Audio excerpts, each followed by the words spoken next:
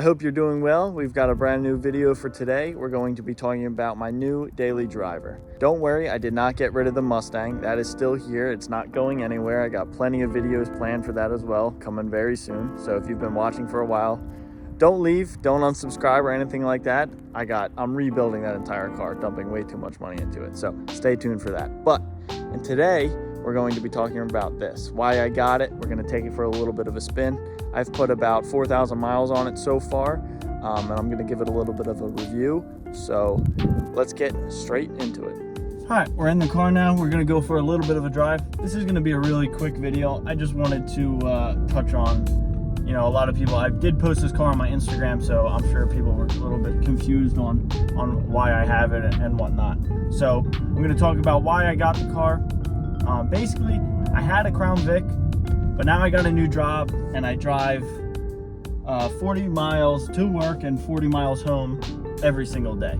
So that car was good on the highway. It was 100% good on the highway, but the gas was killing me. And the reliability, I was kind of worried long term how that was going to play out. I was just driving too much. So I got this.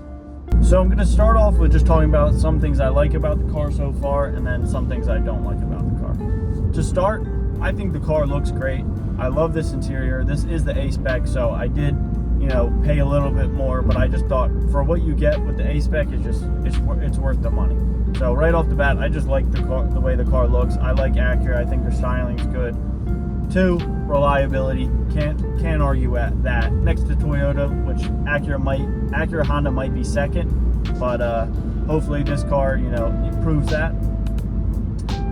Number 3, gas mileage. I'm getting about 31 miles a gallon every time I drive to work.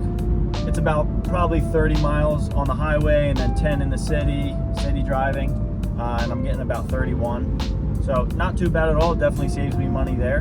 Number 4 would be, I was kind of surprised for this being a 4-cylinder, like how it picks up. I'll jam it here.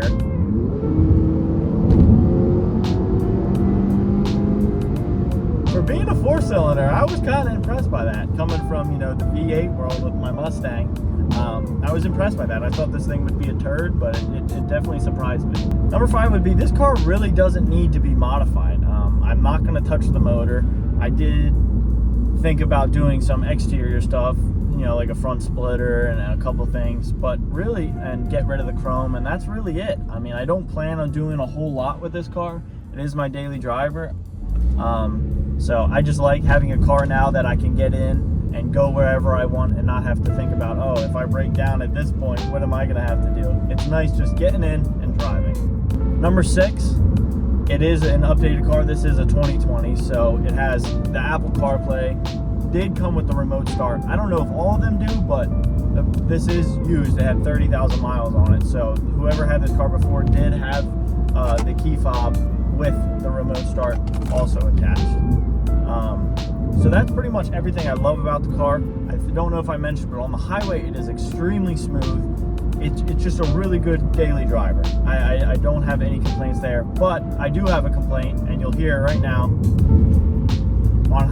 On these back roads where I live, the suspension is just so tight. I don't know if it's because it's really short travel. But on these back roads, you feel pretty much every single nook and cranny on the road, which I was kind of surprised by, this being a luxury sedan, that the suspension wasn't as good as I thought it was going to be. The only other complaint I really would have is, and this is probably my biggest complaint, is the fuel tank size on this car. It's only a 13-gallon tank, so it gives me just barely, with 31 miles to the gallon, just barely 400 miles. So it's like, why couldn't they have added 2 more gallons, or, a 17-gallon tank? You're telling me they couldn't have found the room to, fit 4 more gallons?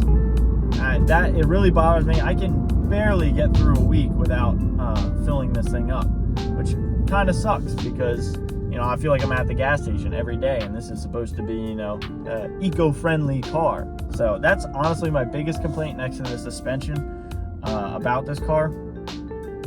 I'm not bashing the car by any means. I bought it, so I can't really complain. The last little thing that I noticed about this car that I didn't really like is it has no digital gauge, which I was kind of surprised by.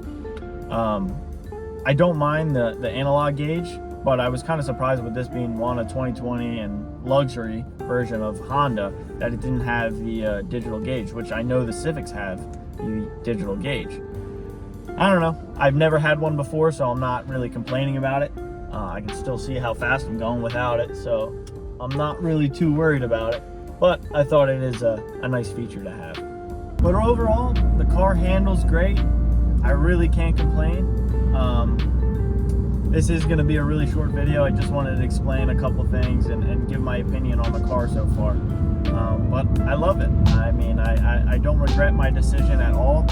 And I look forward to, putting a lot of miles on this thing because I am going to be driving it a lot. But I hope you guys enjoyed. Definitely subscribe if you want to see more content on this car or my 2-valve Mustang. I'm going to be rebuilding my garage, building my dad's Camaro, his F-150, my Mustang, and yeah, so I hope you guys stay tuned.